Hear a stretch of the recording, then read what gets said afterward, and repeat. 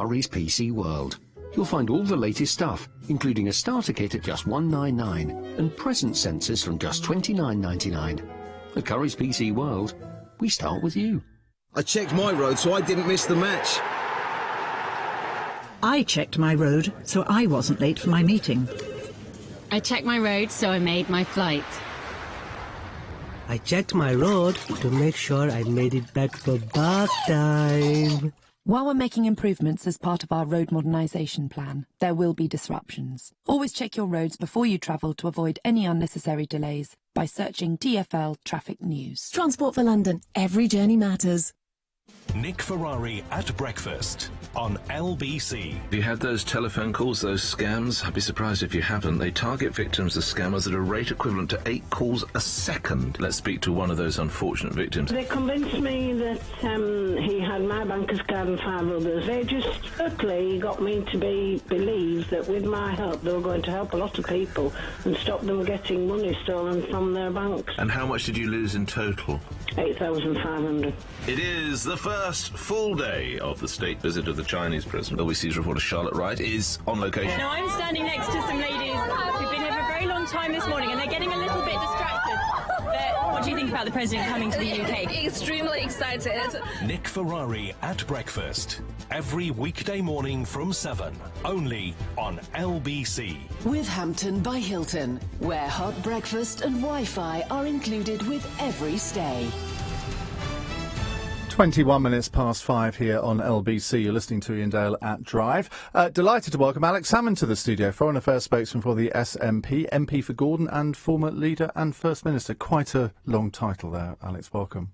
Well, thanks very much, Ian. But I mean, the last person I was speaking to literally was President Xi of China, so I've gone straight from name dropper. I'm straight from the President of the Republic to Ian Dale. This sounds fantastic. It can only go down from that, can't it? Really. Well, we've been talking about China quite a lot in the programme today and yesterday. What do you make of the British government's efforts to improve relations with China? Oh, I support them, and I think it's overdue. Look, you can't ignore China. China is a massive part of the world's population, a massive part of the world's economy, a massive part of the world's economic growth. It's a country which is doing badly when economic growth is only at 7%. So the idea that you can sort of pretend they're not there is daft. If you're going to engage, then you should engage positively. Now, it doesn't mean you have to, well, to use the Chinese word, kowtow. You should speak frankly and openly to the Chinese leadership. There should be no surprises. The one thing that Chinese hate is you kind of ambushing them and not telling them things beforehand. But you should speak openly, but then you engage with countries across a range of countries, many of whom you don't approve of every policy. Well, exactly. If you only engage with countries you absolutely approve of, you'd end up talking to virtually no one. Do you think we get hung up on the human rights issue too much in this country? No.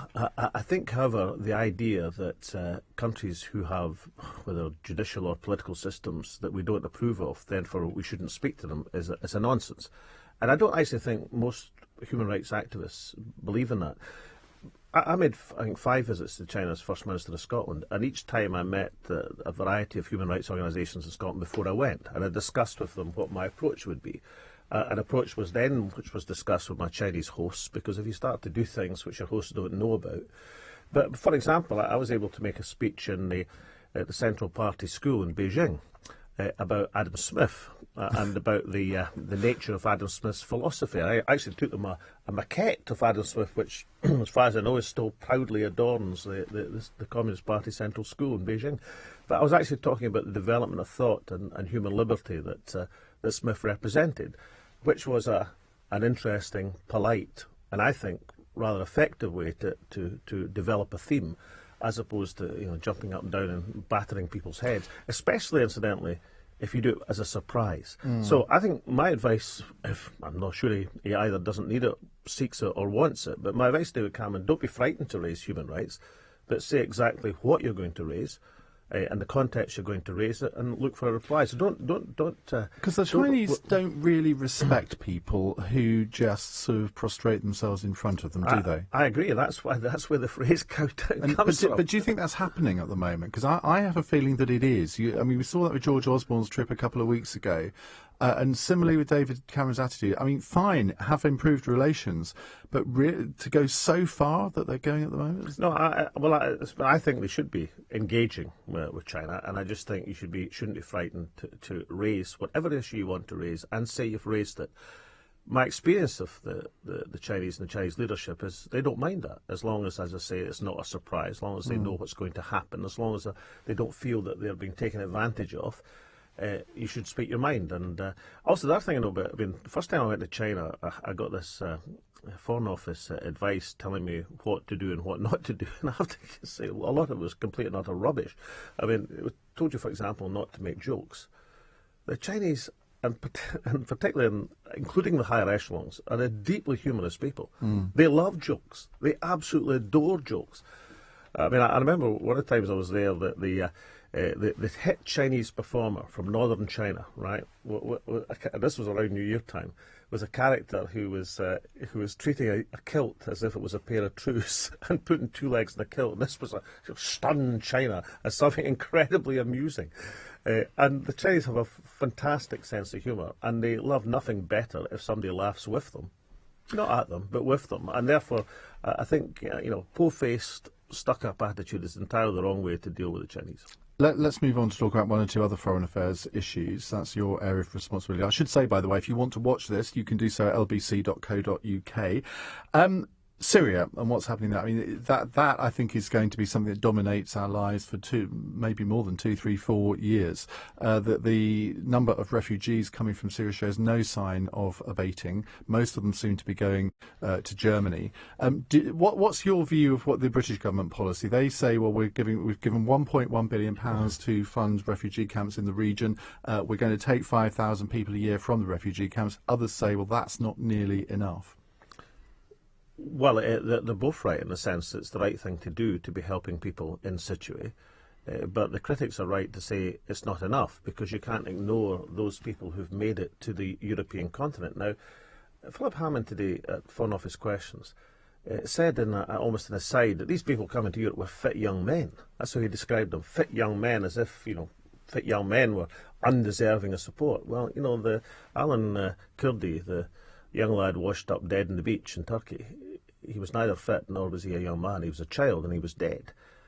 So look, there are families and vulnerable people who get to Europe, who risk all to get to Europe, and you can't just say, well, we'll pass by on the other side and we'll ignore that aspect of this human catastrophe. You have to do both, and you have to be able to act in some form of solidarity with your European partner. Is there a Scottish angle to this? Because I'm pretty sure I remember Nicola Sturgeon saying not so long ago that actually Scotland would like to take maybe more than its fair share of refugees from Syria, because you do need, maybe sort of a bit like Germany, more younger people than the rest of the United Kingdom.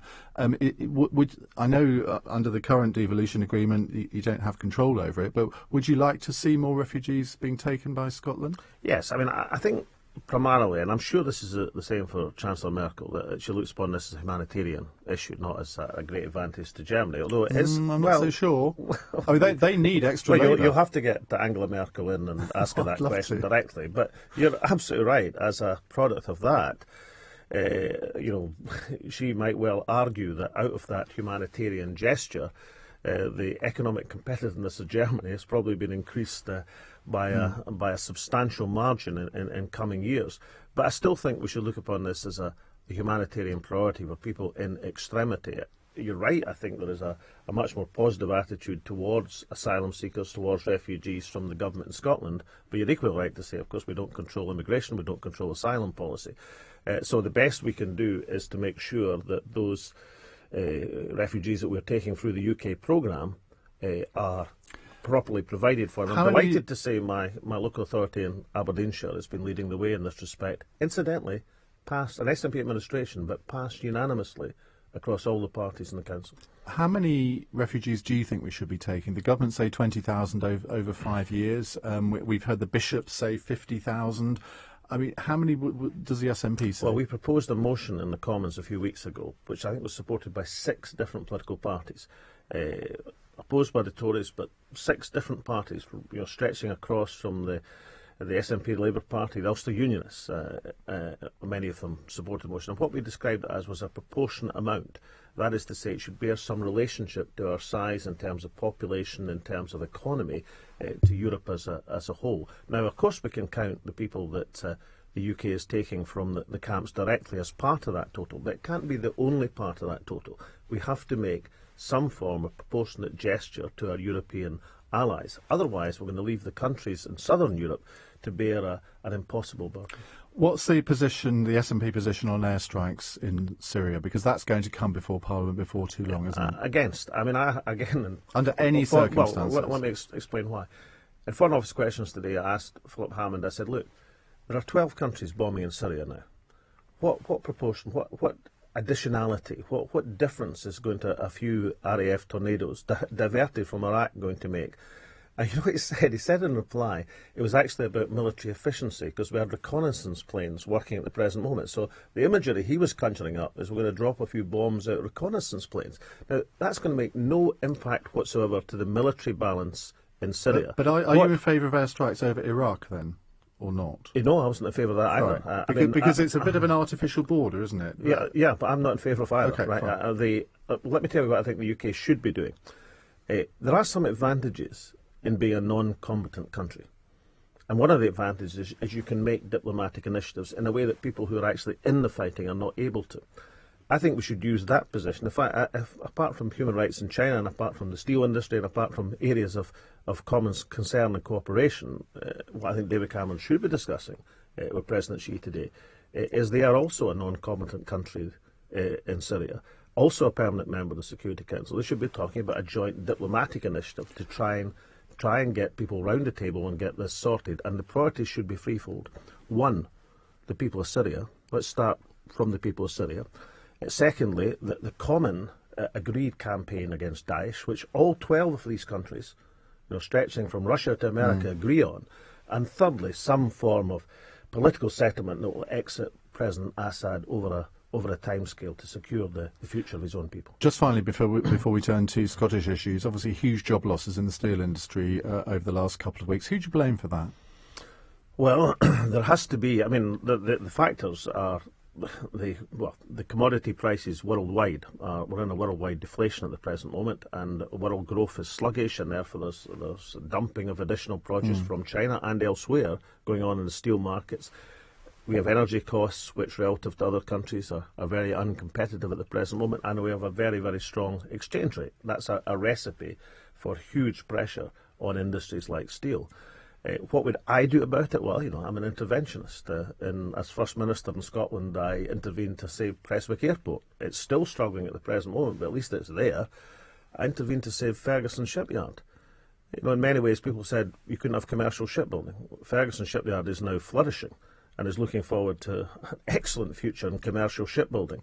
So this £80 million that the government's given to effective retraining for people in Redcar, you think that's really not the right approach? You think they should have intervened earlier and saved some of these plants? I think you should try and protect and preserve an element of a steel industry. I mean, you don't want to be in a position where there is no steel industry. I mean, about a year ago, David Cameron said he didn't want to be the Prime Minister who presided over the Scottish independence and the end of the United Kingdom. Does he actually want to be the Prime Minister who presides over the end of UK steelmaking? Well, we'll come on to Scottish issues in just a minute. We've got Alex Salmond with us till about 5:45. If you'd like to watch us, we're at lbc.co.uk, but let's get the news headlines with Philip Chryssikos. China's president says his state visit will take relations with the UK to a new height. Addressing the Houses of Parliament in the last hour, Xi Jinping added the UK and his country are becoming increasingly interdependent. The UK's largest steelmaker says Britain could be shutting the door on manufacturing by not acting to save the industry. Tata Steel is axing 1,200 jobs, blaming high costs and cheap imports from China. 70% of RMT tube workers on the Piccadilly line have voted to go on strike, but they haven't said when. The union says it's available for talks over so-called industrial relations. A 24-year-old man who killed his wife at their home in southwest London has been jailed for at least 14 and a half years. 33-year-old Vanessa Santalan, who'd recently moved with Joaquin Gomez Hernandez to Fulham from Mexico, was killed in March. LBC weather, dry this evening and overnight across London and the southeast, lows of 4 degrees. Wet and windy weather moving across the UK tonight. Tomorrow cloudy with rain during the day, highs of 13 degrees. From Global's newsroom for LBC, I'm Philip Chryssikos.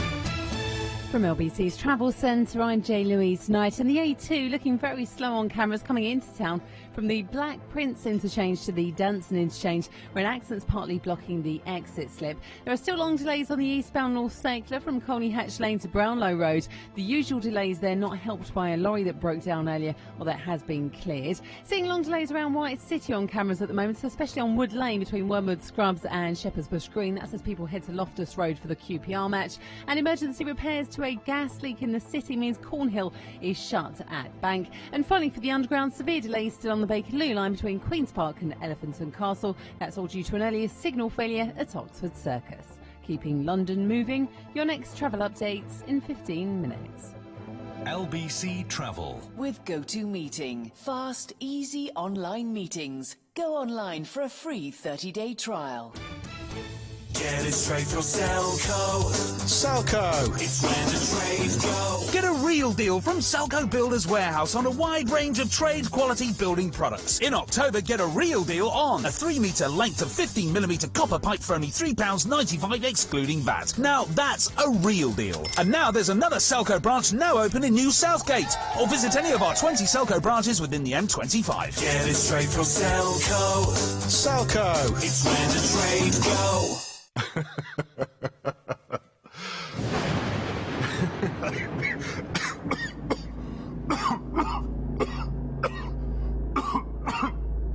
Pneumonia strikes up to 1 in 100 of us every year. Don't let it be you. Vaccination can help protect you from the most common type of pneumonia. Speak to your pharmacist, doctor or nurse about pneumococcal pneumonia vaccination today, or search Pneumonia Strikes. Sponsored by Pfizer. An amazing kitchen, an amazing bathroom, an amazing hallway. At Amazing Tiles, our range of porcelain, ceramic and bespoke tiles can make any home amazing. Right now, buy 5 metres or more of plain tiles and get a third off the retail price. Visit our showroom and warehouse at Park Royal Road, London, or call 0208 83 84 900.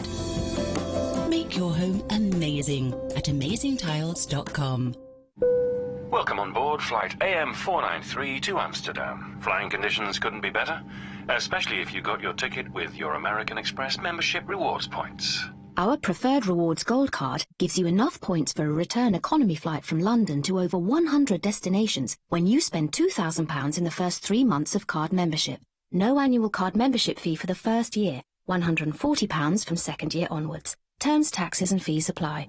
To find out more, search Amex Gold Card. If you had the heating on, you wouldn't leave the front door open, would you? And you'd close all the windows too, right? But if your loft isn't insulated, you may as well be leaving your roof open. As part of a government initiative, British Gas is giving away insulation to millions of UK homes. You don't need to be a customer, and best of all, it's free.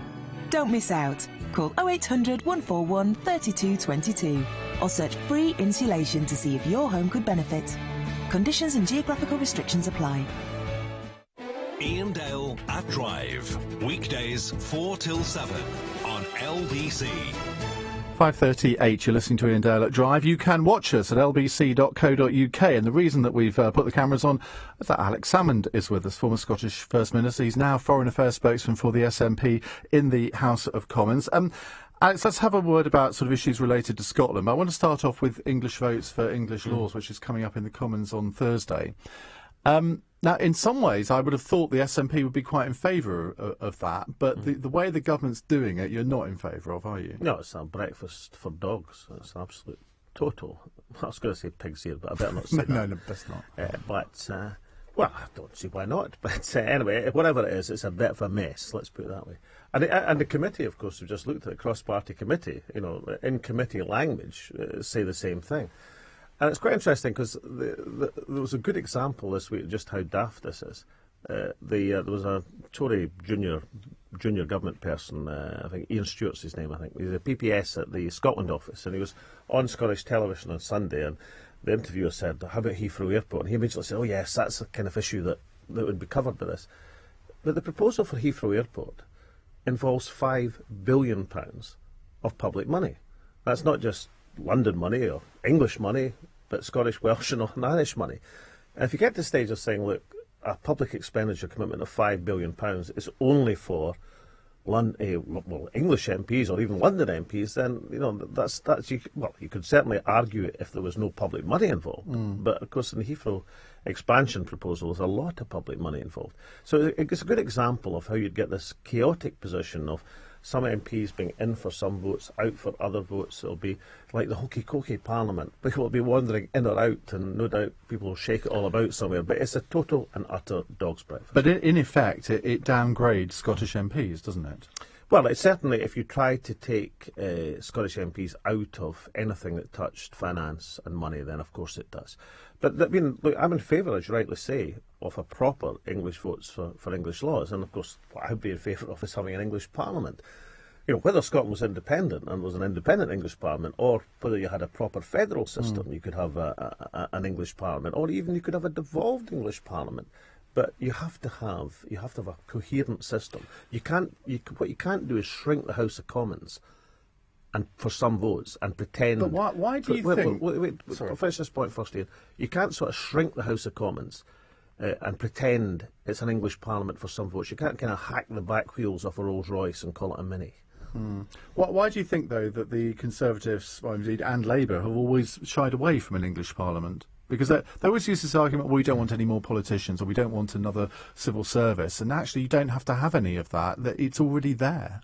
Well, quite right. I think Labour were always frightened of the argument previously because, of course, they were frightened of anything which would be seen to interrupt their... They believed on certain occasions they would depend on Scots, Welsh and Northern Irish to give them a vote on English legislation.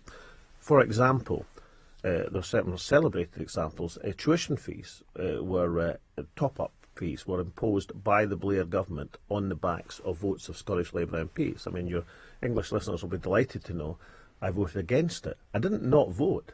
I voted against it because I thought it was wrong to impose top-up fees on English students. And it was also wrong for Scottish Labour MPs to do that.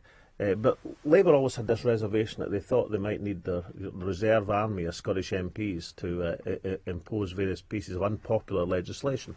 Now, of course, they're in a different position. I mean, their reserve army is an army of one at the present moment. So maybe Labour will recalibrate their opposition. The Conservatives, I think the Conservatives thing is a bit more about the tradition of the party. I actually think a lot of Tories actually think the House of Commons is an English Parliament. Which it is predominantly, I suppose. Well, the Celtic fringe is just an inconvenience that pops up occasionally. The reason I think this is really important is because if this all goes through and effectively Scottish MPs are demoted in stature and powers, that could be seen as an excuse for a trigger for another independence referendum, could it not? I mean, there are all sorts of triggers that there could be, but that could be one of them. Well, there's a number of triggers, but certainly it's not going to cement political relationships, is it?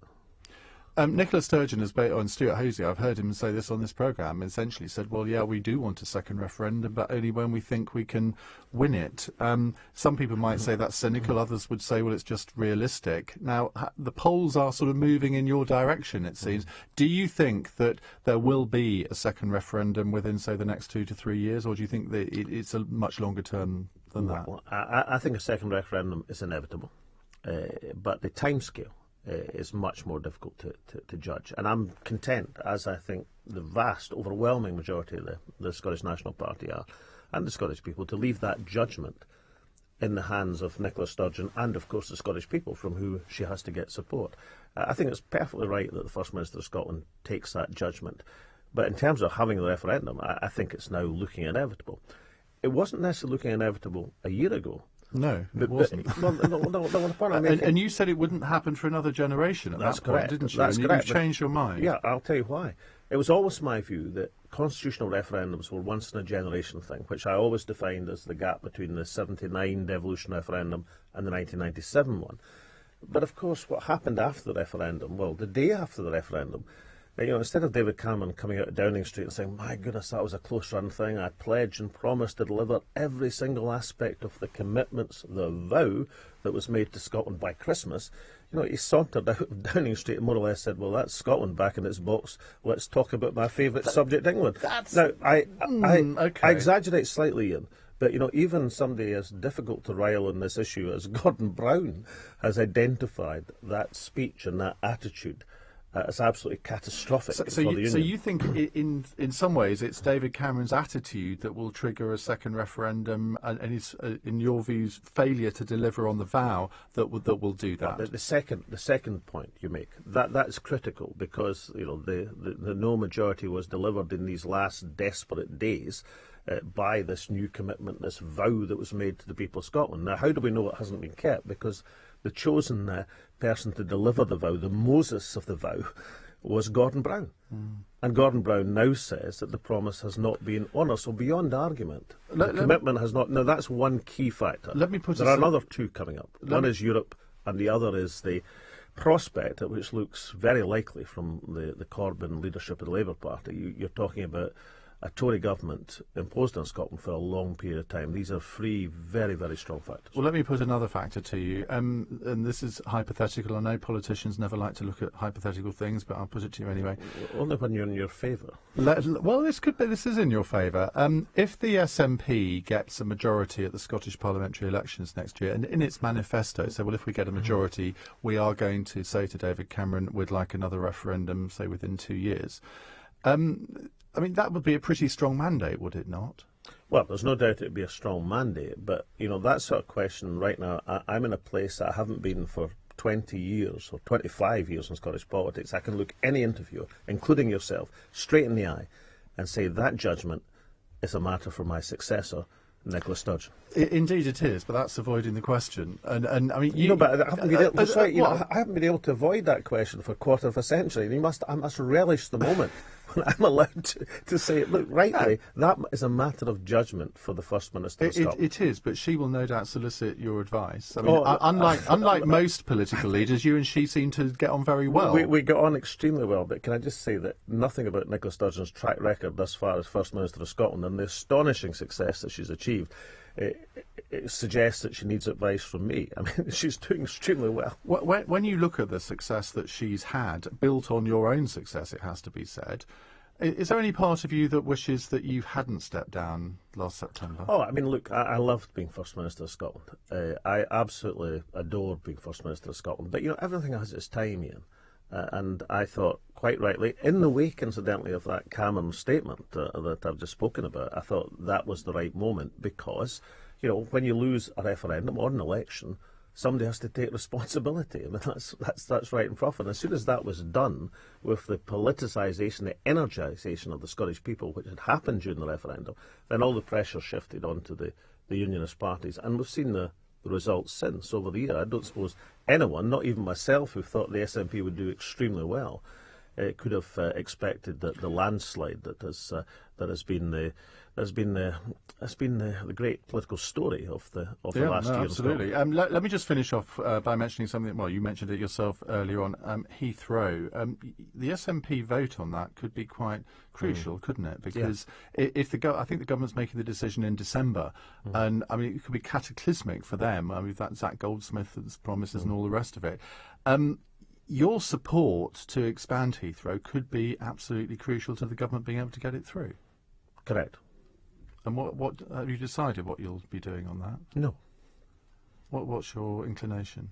Well, all I can say is that at the SNP conference in Aberdeen, I couldn't move for representatives from Gatwick Airport, from Heathrow Airport, from London City Airport, who are not involved in that decision, but nonetheless have some really interesting proposals.